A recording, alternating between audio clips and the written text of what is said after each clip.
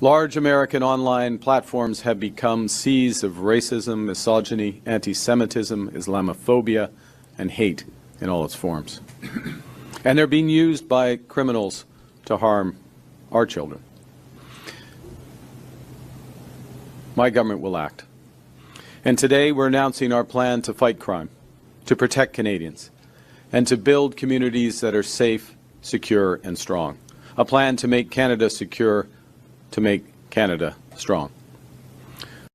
You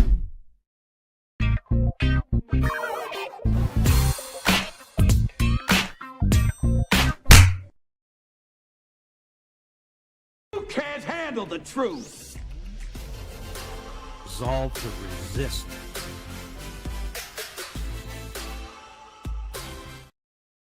Just a reminder, folks, of who Mark Carney is, what he has in store for Canada. More about that in a minute when we come back. Good morning. Welcome to Stand on Guard. I'm your host, David Krayden, and I'm coming at you live from our nation's capital in Ottawa. Less than 2 weeks to go until this federal election. And we'll have more on that in mere moments.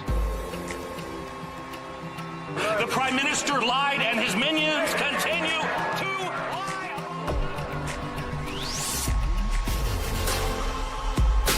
We need political change. But we also need to resolve to resist.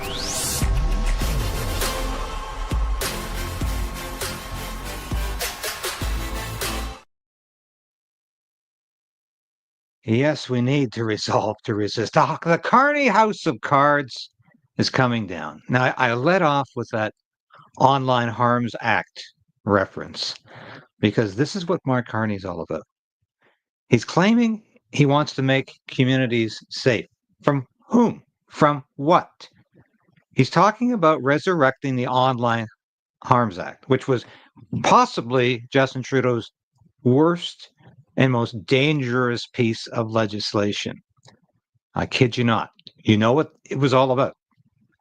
Putting people in jail for alleged hate speech. Anything the government decides is hate speech.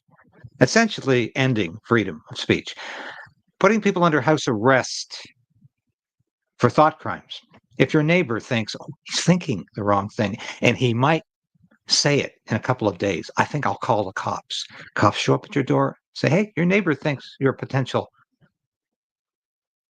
aggressor. Your neighbor thinks you might break the hate speech law. So we're gonna lock you up in your home. That's what Mark Carney's all about. And he's using the same language Pierre Poilievre uses about crime. And this is what this episode is about. We're getting to the notwithstanding clause. And by the way, before I forget, please like the station now. We're slowly beating the YouTube suppression with your help. Subscribe. We're getting close to our recent objective, our latest objective of 50,000 subscribers. That's dropping the bucket from a lot of other stations out there. I'm being suppressed. I'm fighting back with your help. Thank you for getting us to 50,000 in the next week. But what's going on with Mark Carney? Why does he talk about the Online Harms Act? And because what we're talking about today is the notwithstanding clause and criminal justice legislation that Pierre Poilievre is coming up with. And he's talking about putting real criminals in jail, not thought criminals, not speech criminals, but real criminals, people who commit heinous crimes in jail. And that's what makes our streets safer. That's what makes our communities safer, not locking people up because they have a different opinion than the government. That makes nobody safe. We lose our free speech. We lose our democracy. I've been saying that since I took this challenge on of doing this broadcast. I've been saying that ever since. Now, we know Mark Carney is dangerous on the Online Harms Act. But what is this notwithstanding clause? Now the media is accusing Pierre Poilievre of a hidden agenda. This happens, of course, every election. And I'm glad Poilievre's being honest about it.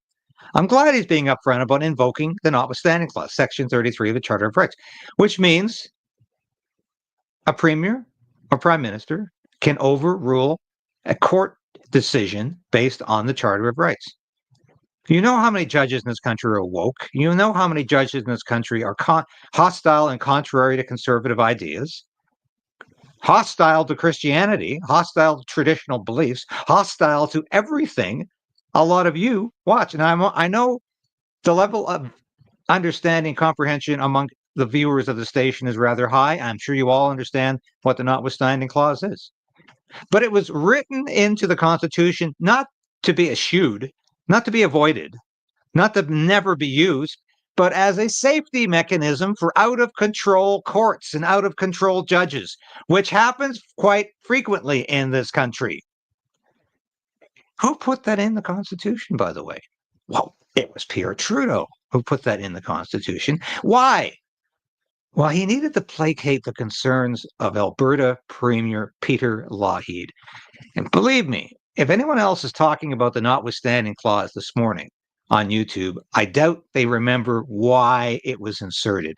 Peter Lougheed insisted that the notwithstanding clause be inserted in the event that the federal judiciary got out of control and started imposing illegality on Alberta, started usurping provincial authority. That's why he demanded the notwithstanding clause. And Pierre Trudeau agreed, probably because he wanted that constitution ratified. He wanted it repatriated. He wanted that amending formula. He wanted the Charter of Rights to be in the Constitution, and he wanted it done. But I suspect he probably, if there was any civil libertarian in Trudeau at all, he probably said, maybe it's not a bad idea to ensure that the courts don't have all the power in this country, that the courts don't have the ultimate authority, that ultimately the power rests with the people, not the courts, with elected politicians. We don't elect judges in this country. We don't even confirm them in a parliamentary procedure, in a session like they do in the United States, where they have to be confirmed by the Senate. We don't do that in this country. I mean, God help us, we don't have a Senate anymore. We have a crazy mixture of woke radicals who are all appointed by Justin Trudeau, and there's virtually not a single conservative, small c or large c, left in that chamber. But that's beside the point. We don't confirm our judges in this country. We have no say in our Supreme Court judges. Politicians don't have any say in it. It's all up to the Prime Minister, whomever he or she wants to appoint. So that's why the notwithstanding clause is necessary. So we never have to be subject to ultimate judicial authority. We have parliamentary supremacy must rule. And that's what the Westminster system of government is all about. And you can't mix the two of that's what happened when we repatriated our Constitution. We got the worst of both worlds. We got a British system of government with an American judiciary with no checks or balances. So this is why it's constantly breaking down, and why we have now huge swaths of Canada wanting out because they don't think the country works for them anymore. Because we have tried to fuse together a parliamentary system of government with a Republican system of government from the United States, and the two of them don't meld very well together. More about that at another time. I find it fascinating. But here's how the news media is reacting to Pierre Poilievre talking about invoking the notwithstanding clause. Nope, they haven't said abortion yet. Wait for it. Poilievre already said last week he doesn't intend to do anything to fix the abortion law, or the fact we don't have an abortion law. I think that was very unfortunate. He said that. I'm very disappointed in Pierre Poilievre for saying that. Canada needs some kind of abortion law. I know Poilievre doesn't want to bring it up because, we can't talk about abortion, especially during an election, when, of course, that's exactly when we should be talking about it. However, Poilievre's not talking about using the notwithstanding clause to ban abortions. He doesn't want to ban abortions. He is pro-choice. He doesn't want to ban abortions. He would like some tether on the Supreme Court so that if it continues to knock down judicial crime legislation, criminal justice legislation that there is some recourse. Let's listen to how this is being reported, though. Campaigns converge in Quebec.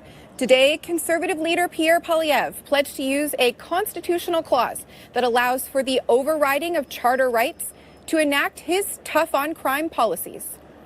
If Conservative leader Pierre Poilievre becomes Canada's next Prime Minister, he's promising to make it possible once again for judges to issue consecutive sentences to those convicted of multiple murders. Someone who takes multiple lives should be held accountable for each one. To do so, he would invoke the Notwithstanding clause to override a Supreme Court ruling that deemed such sentencing practices unconstitutional. In a case involving Quebec mosque shooter Alexandre Bissonnette, in 2022, Canada's top court struck down Harper-era criminal code legislation that Poilievre now wants to bring back. The Conservative leader said he'd be using Parliament's legitimate authority to act and would only invoke the contentious clause on matters of law and order. We will only use Section 33 to fight crime. We will bring in the biggest crime crackdown in Canadian history to protect the constitutional charter rights of Canadians. We have a charter of rights and fundamental freedoms in this country, and it's the responsibility, in my view, of the Prime Minister, of the Government of Canada to defend that charter. I think we should not be using the notwithstanding clause. I'm concerned with the fact that it's being used more and more. Yeah, I'm concerned too that we don't ever expect to use it, according to people like you. Now, why do we have it in the Constitution if it can never be used? That is absolute foolishness. I would expect to hear that from Jagmeet Singh, who's an absolute fool, and I would expect to hear that from Mark Carney, who toes the party line about we can never use the notwithstanding clause. It's verboten. It's forbidden. So we can't ever even think about using it. Poilievre is right on this issue. Totally right. Now, I'm going to get to what else Poilievre said yesterday about accountability. He had an excellent answer to a question from a legitimate reporter. I think a reporter who actually wanted an answer to a question. But before I get there, I want to add again about the outrage that occurred to my friend, Natasha. She goes by Natasha Montreal. She's an independent journalist. We met at an event a year and a half ago in Ottawa, and we've always corresponded on X ever since. And of course, she was arrested after apparently being assaulted, first of all by protesters, and then what appears to be either the Montreal police or Sûreté de Quebec. We're still not sure to whom they belong, either of those organizations. But I have been in written conversation with Natasha ever since, and Rebel News is getting a fundraising campaign going for her legal fees because, believe it or not, and that information is in the description. If you want to donate, I'm 100% behind what Ezra's doing here. I don't consider him a competitor. Editor Ezra's a friend, and he's doing the same work I'm doing, and I've always supported the work Ezra's doing. And I love Rebel News, and I love the reporters, like the woman who did this report here. And this is absolutely essential. But I've been in conversation, as I say, with Natasha. She said she has been crying off and on since this event. She was hugely traumatized. Now, of course, I've asked her to come on the show whenever she can. I don't expect her to do that in the next couple of days. I want to talk to her about this, though. I think this is an absolute outrage. I think this is an absolute outrage because she was apparently just standing there, and she was attacked. But it's like she was targeted because she was a woman. It's like she was targeted because she looked vulnerable. And what's outrageous even more is that she's the one that got charged. She's been charged with assaulting and interfering with a police officer. 2 charges, at least 2. There might be more. Now, that is absolutely not my Canada. It's not my Canada where journalists are pushed around like this and then charged for what's happening to them. Does this seem a little bit Orwellian to you? Of course it is. It's part and parcel of where Canada is going, has gone under Justin Trudeau, and will continue to go under Mark Carney. There's no such thing as the rule of law under Liberals. And this is why a PPC candidate had his bank account frozen, just like all of those people during the Freedom Convoy, including people very close to me, who had their bank accounts frozen because they dared to support with a donation the Freedom Convoy. They dared to support with a donation. And those names were hacked illegally from the internet, posted and used by the government illegally. And nothing has been done since then. I'll say that again. Everything about that illegal hacking, the illegal use of it by the government to freeze bank accounts, nothing has been done. Nobody was ever charged for that act. Nobody has ever been brought to justice for that, including the members of the government like Chrystia Freeland and Justin Trudeau, who used illegally hacked information to freeze the bank accounts of Freedom Convoy supporters. Nothing has ever been done to rectify that or charge these bastards. Yes, I'll put it in plain terms like that. Did somebody get a memo today about not watching this show? I don't understand why the numbers are so low today. It's amazing. It's like YouTube sent out the memo, right? Ignore it. But that's what is outrageous about what's happening to Natasha. And you know, as she said, you know, she was really fearful that the injuries could have been more serious. That she could have literally had a broken back out of this. And that is completely beyond the parameters of what Canada should be about. Anyway, I'm glad I got that off my chest because I feel very strongly about this, as you can tell. And you know what else I feel strongly about?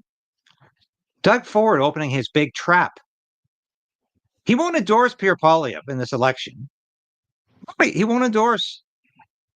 He's effectively endorsed Mark Carney already because he's so buddy-buddy with Mark Carney. He loves Mark Carney. Can't stand Pierre Poilievre. And he's got the wrong campaign manager. Now, you know, there's no love lost between myself and Jenny Byrne, and I don't think she's running a very good campaign. But to suggest that Corey Tenike can run a better campaign when Corey's strategy is keep going, keep funneling Donald Trump day after day after day, that is completely ridiculous. And Doug Ford describes him as, you know, hard-nosed, hard-edged.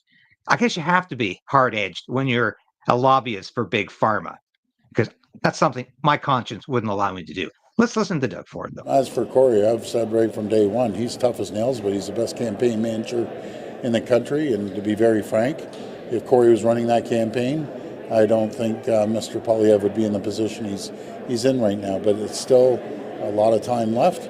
We still have debates. At the end of the day, the people will decide which way they want this country to move forward. But sometimes the truth hurts.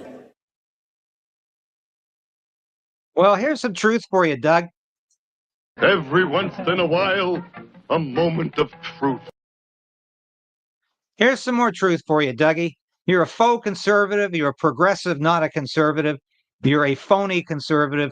If you had any guts in you right now, you would be supporting Pierre Poilievre because you need to do so because Mark Carney is toxic. Mark Carney is bad news for the country, bad news for Ontario. But you know that. That's why you had an early election. Because you knew the EV industry was going to collapse in Ontario. And after $43 billion spent from you, Trudeau, and Carney, it's over. And there's going to be massive job layoffs and firings.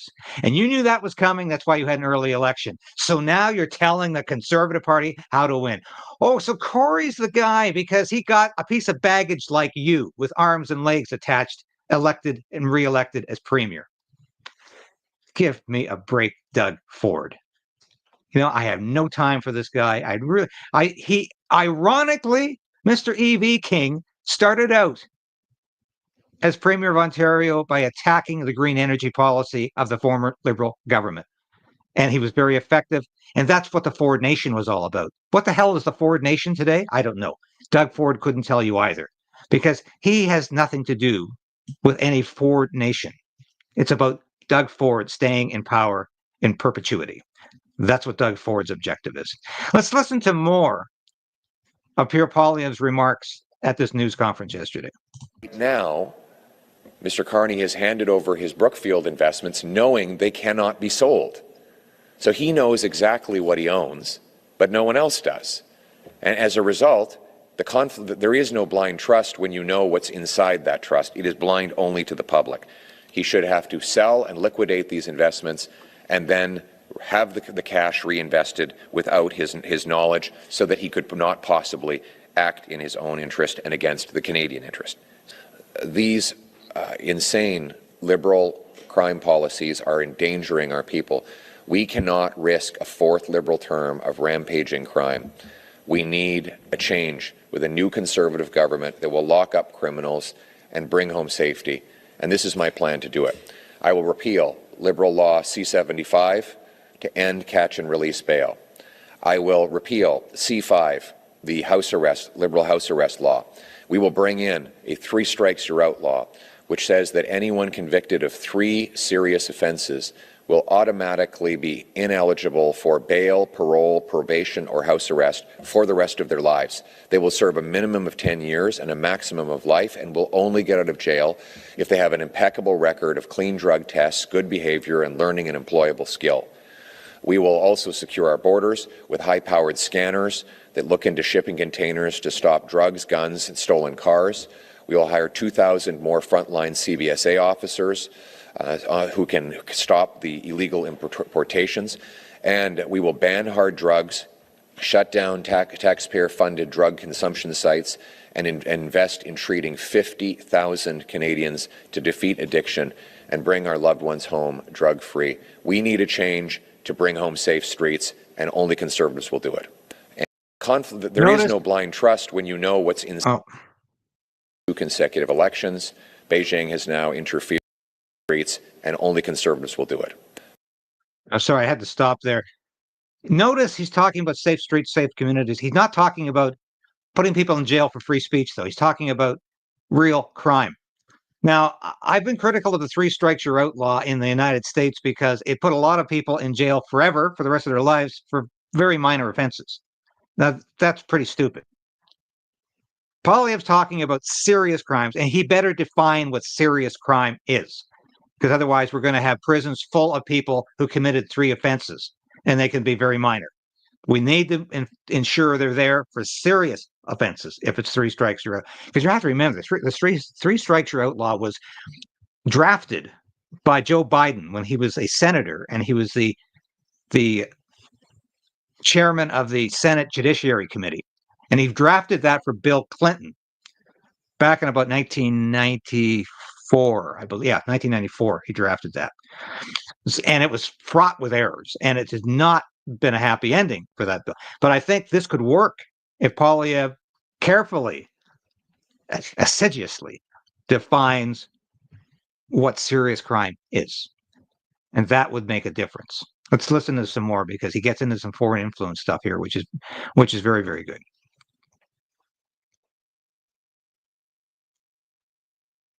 And invest in treating 50 feet addiction and bring our loved ones home drug-free. We need a change to bring home safe streets, and only Conservatives will do it.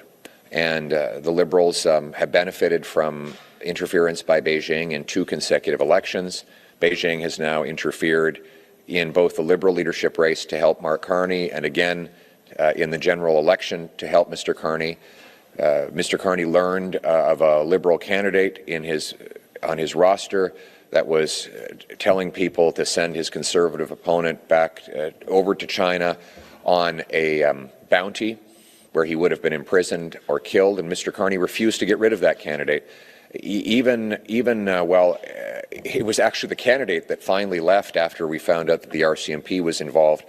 I'm very worried about the foreign interference that could result from the fact that Mr. Carney's company, which he still invests in, owes $250 million to the Chinese government. So one of the things we're going to do to stop foreign interference is require politicians divest their interests, sell them, not just put them in a fake blind trust, so they no longer have their financial strings attached to a hostile foreign government. And yes, I have complained that they have not set up the foreign interference registry. You will recall that our party put partisanship aside and we rushed through the foreign interference law. The choice that Canadians will have to make is, after a lost Liberal decade where costs and crime are skyrocketing and our economy is falling under the American thumb, are we going to elect them to the Liberals to a fourth term and have more of the same? Or is it time for a change with a new Conservative government that will axe taxes, greenlight home building, resource development, bring home our jobs so we can stand on our own 2 feet for a change?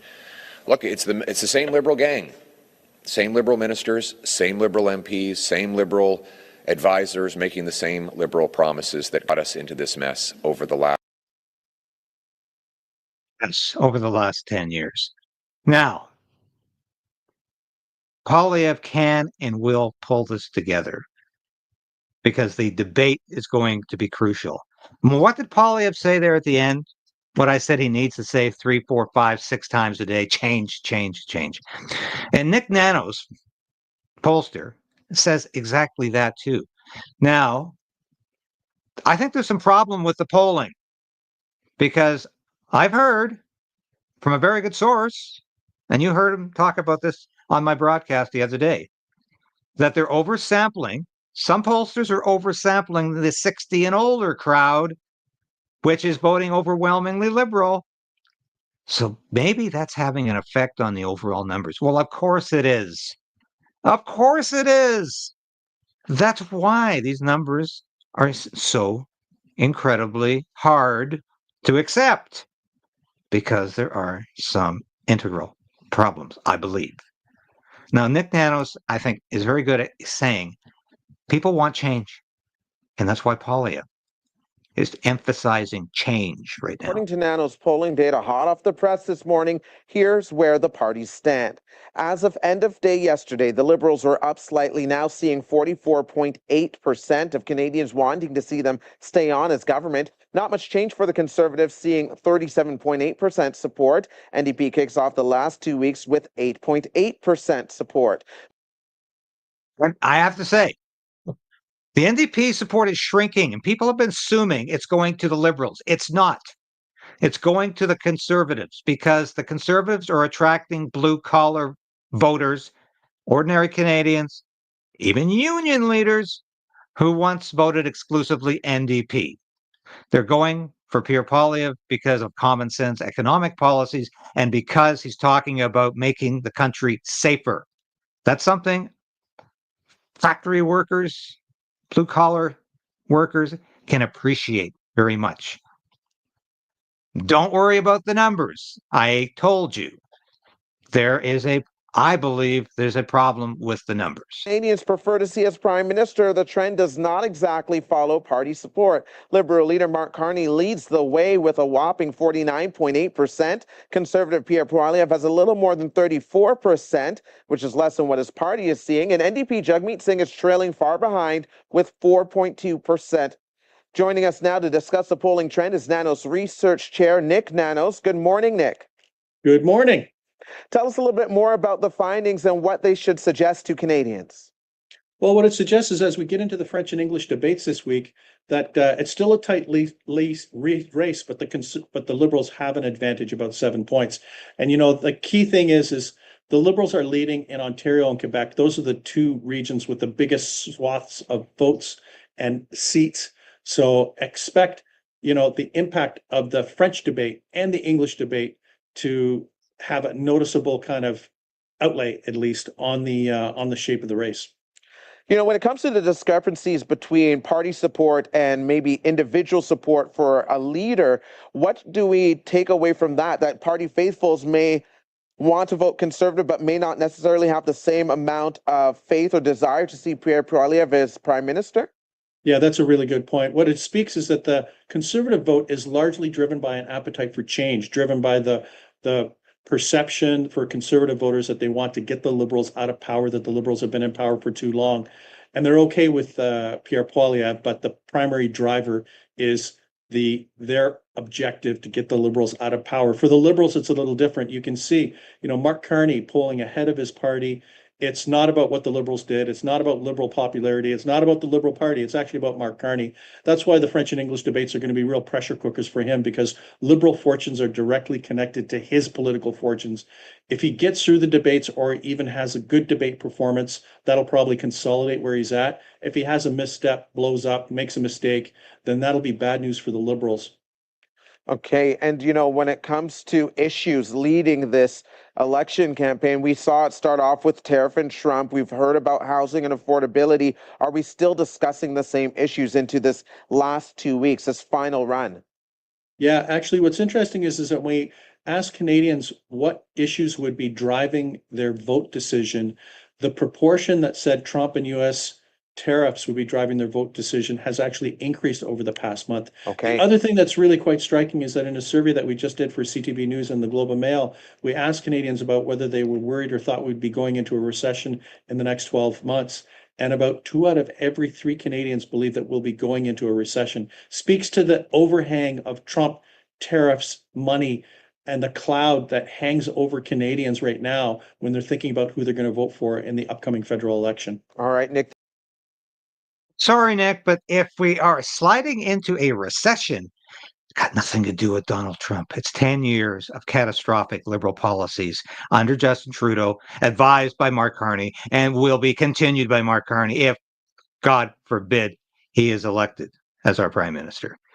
Nick Nanos talked about change. That's what change wants. Why does it seem like these issues that Nick Nanos thinks are so important to voters are all things that people over 60 would be concerned about?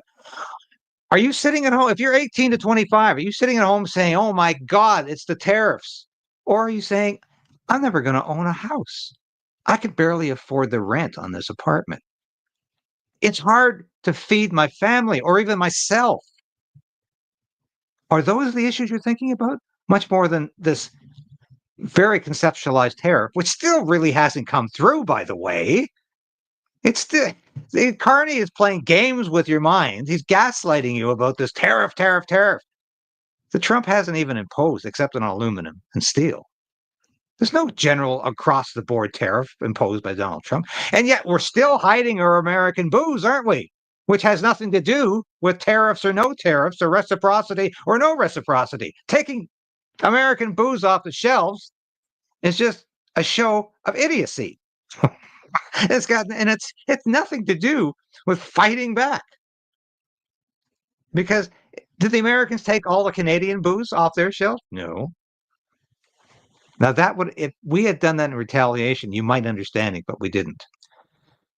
So this is what's happening this week with this debate. And my God, we're going to be covering it live. Because this is going to be the watershed week for Pierre Poilievre and the Conservatives. This is going to be the week that changes things. I believe they're already neck and neck or leading in the polls. This will put the Conservatives in a position to win a small majority government. This is my prediction for the week. And I've said this before, I'll say it again. Poilievre will absolutely eviscerate Mark Carney in any debate. Mark Carney is not capable of debating. He's not even capable of delivering a good speech. He's proven that day after day in this campaign. No charisma, no energy, no ability to engage with average people. That's what we're going to see this week. We got a lot of great guests coming on. I'm going to talk about that when I come back. Here's a brief message from our store.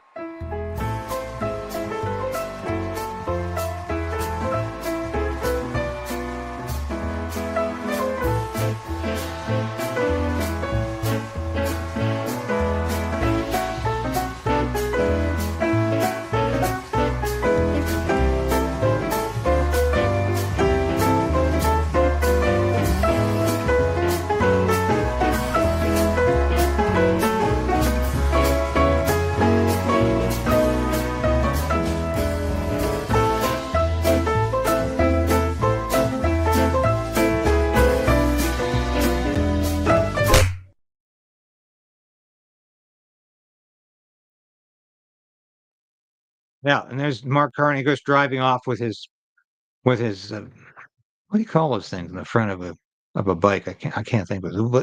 With a cartload of cash from his bike store. in Bermuda. That is enough to totally destroy Mark Carney, or it should be. So we've got some great guests coming up. Hoping to get Kyle Kemper on the show. He, of course, the brother of Justin Trudeau, who is nothing like Justin Trudeau, politically or otherwise. And hope to get him on before the election, actually before the end of this week. I want to get Kyle on the show.